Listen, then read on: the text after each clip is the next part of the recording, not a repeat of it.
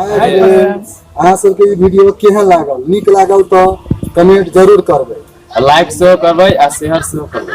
हम सबके सहयोग करला चाहिए नीचे सब्सक्राइब करे के हम सबके न बिसरब। हाँ तो घंटी टन टनावे के नहीं भूल।